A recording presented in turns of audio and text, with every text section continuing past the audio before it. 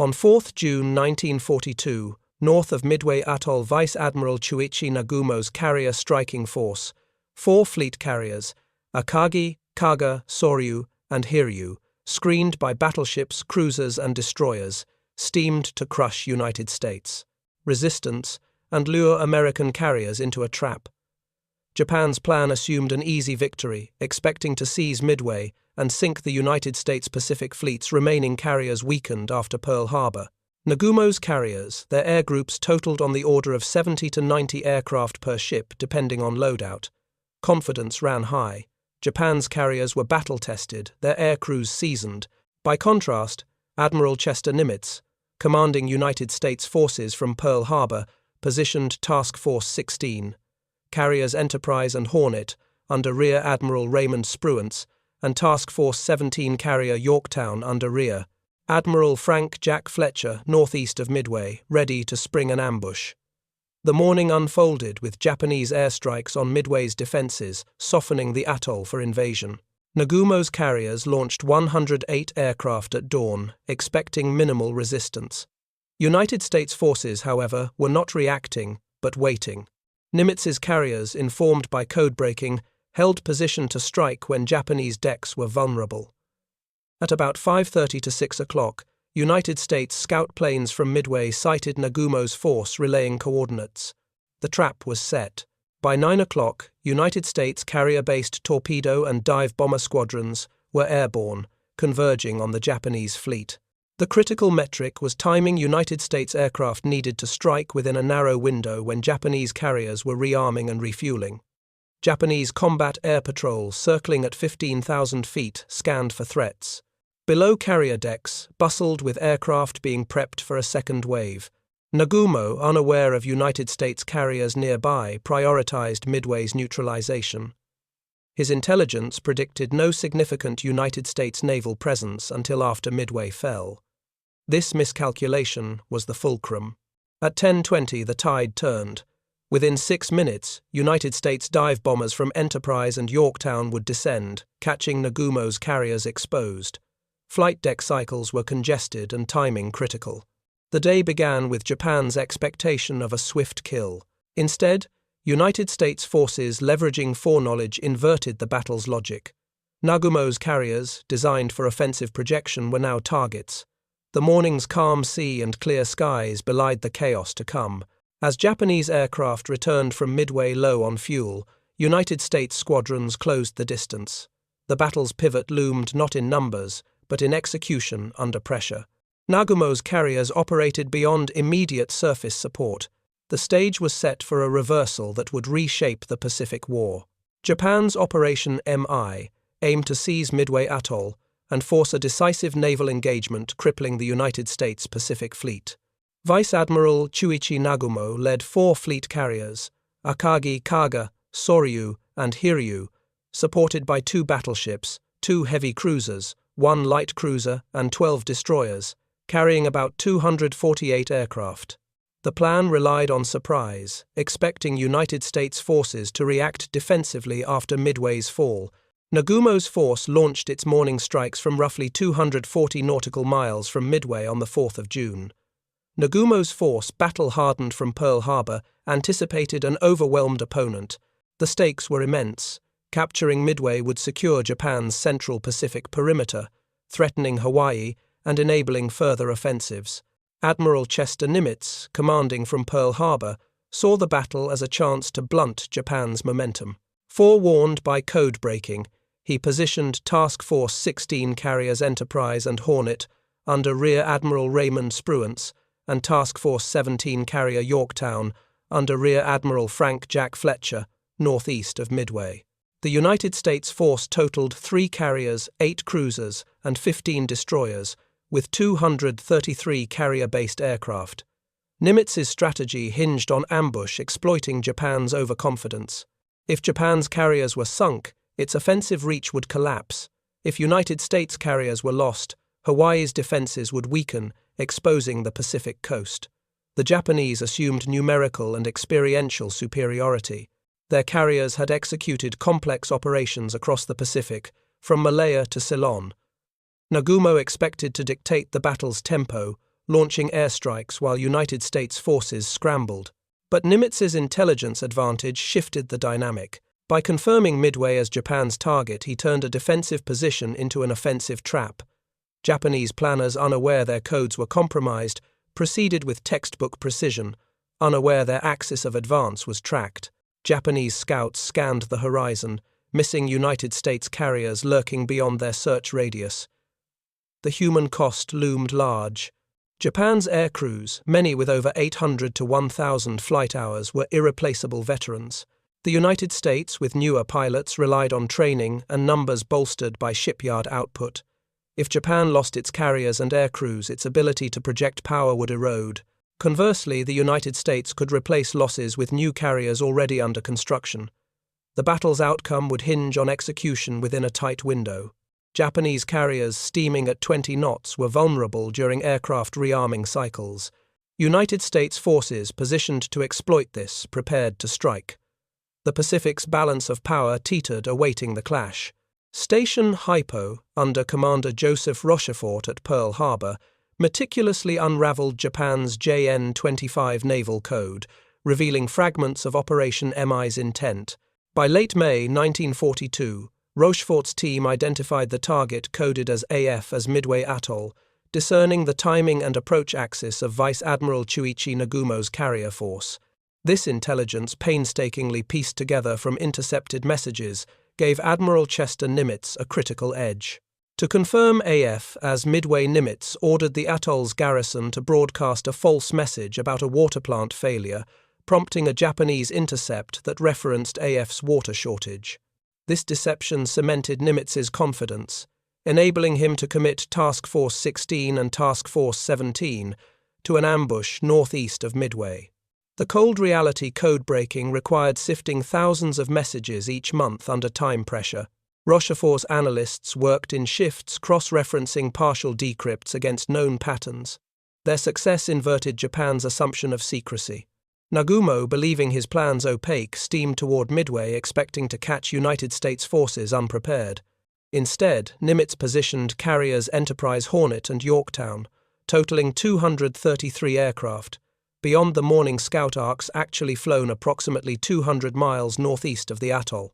This placement ensured United States forces could strike, while Japanese carriers were engaged with Midway's defenses, their decks crowded with rearming aircraft. Japan's reconnaissance flights, launched at dawn on 4 June, searched a standard radius, but missed the United States carriers. Nagumo's staff, reliant on outdated intelligence, assumed no significant naval threat existed. Meanwhile, United States scout planes from Midway, including PBY Catalinas, located Nagumo's force at 5:30, reporting 4 carriers and escorts at 180 miles northwest. This early contact allowed Spruance and Fletcher to vector their air groups, timing their approach for maximum disruption. The trap's precision stemmed from human insight and technical rigor. Rochefort's team, operating in a basement dubbed the Dungeon, transformed raw data into actionable foresight. Nimitz, trusting their analysis, resisted, dispersing his forces defensively. Instead, he concentrated his carriers, betting on surprise. As Japanese aircraft bombed Midway's runways and fuel tanks, United States squadrons closed in their pilots, briefed on exact coordinates. The intelligence coup set the stage for a strike that would exploit Japan's overextension, turning Nagumo's confidence into vulnerability.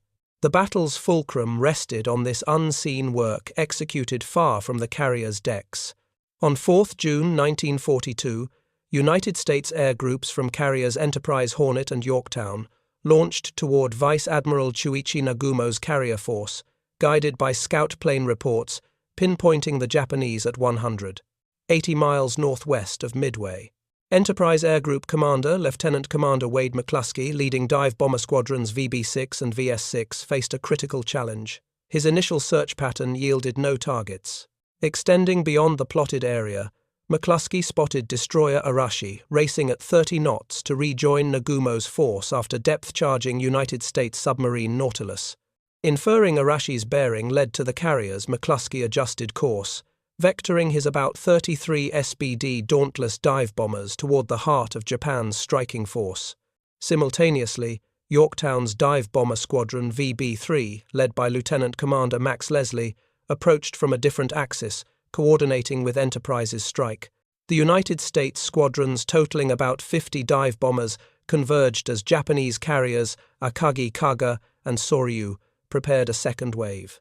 Japanese combat air patrol, circling at 15,000 feet, was distracted by low-level torpedo attacks, leaving the carrier's decks vulnerable. McClusky's group arrived overhead at 10:20, spotting Kaga's deck crowded with aircraft fuel lines and ordnance.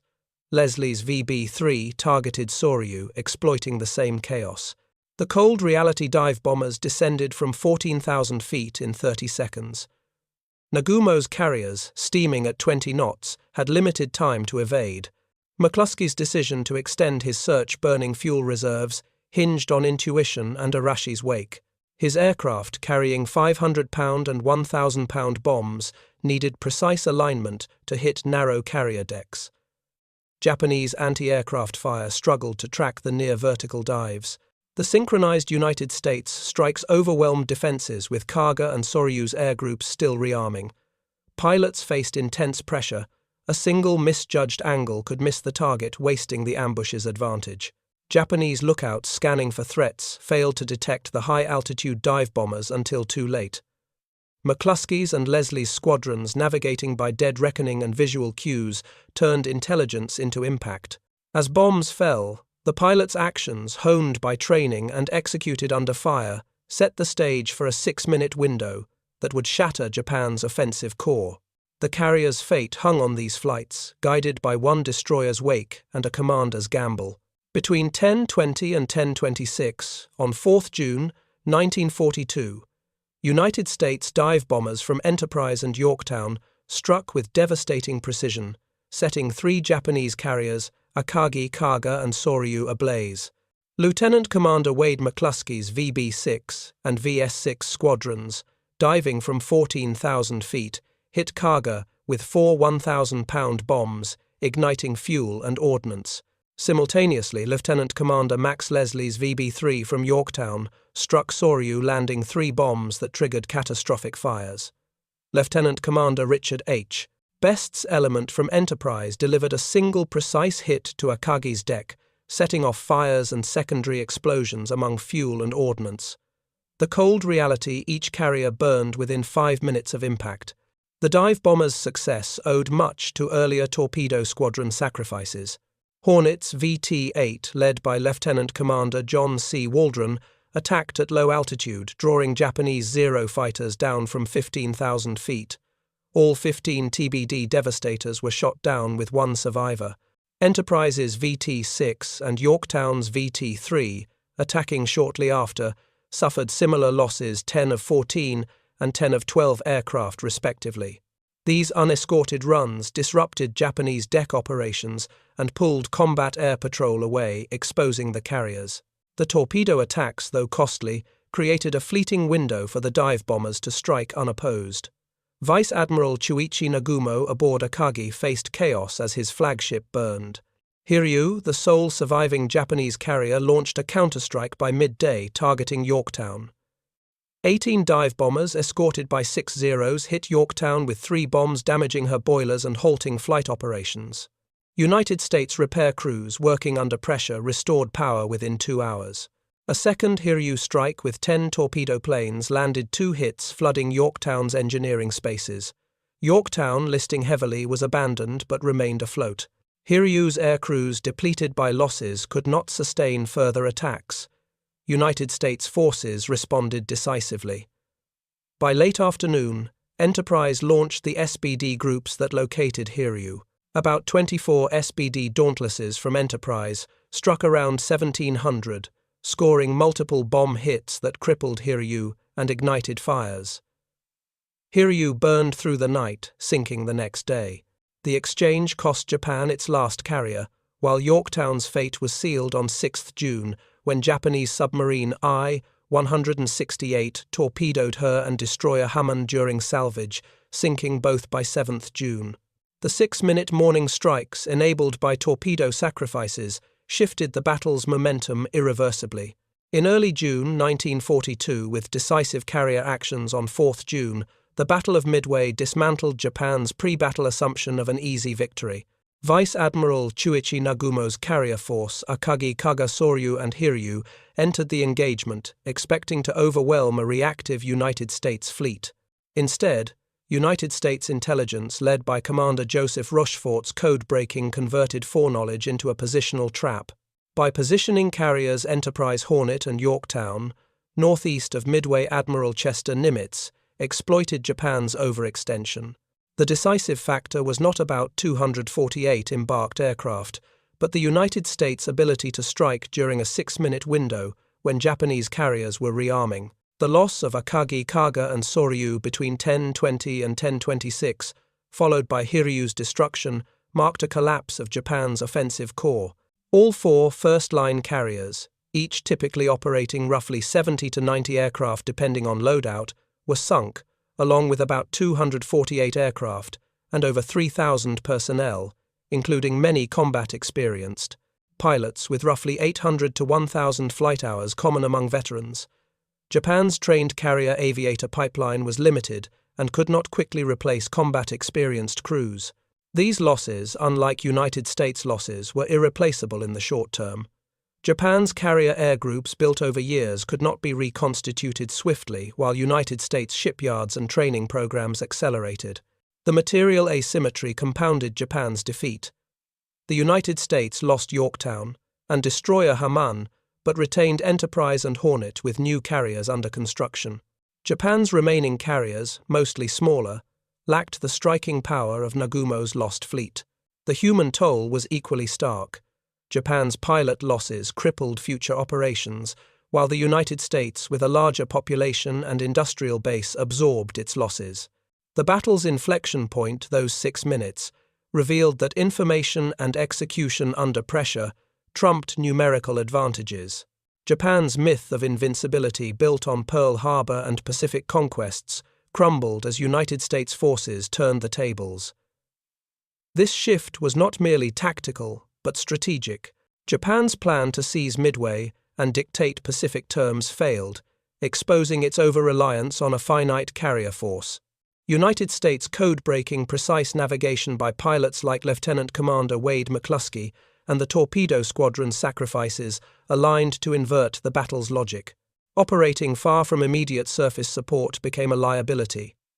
Midway marked the moment Japan's offensive momentum stalled, handing the United States the initiative to dictate the Pacific War's next phase.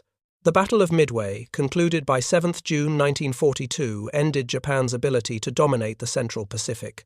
The loss of 4 fleet carriers, Akagi, Kaga, Soryu, and Hiryu, along with 248 aircraft and over 3,000 personnel, including elite pilots, crippled Vice Admiral Chuichi Nagumo's striking force. Japan's retreat exposed further vulnerabilities. Heavy cruiser Mikuma sank after a United States air attack on 6th June, and cruiser Mogami suffered severe damage. The United States, under Admiral Chester Nimitz, lost carrier Yorktown, and destroyer Haman, sunk by Japanese submarine the 168, but preserved carriers Enterprise and Hornet.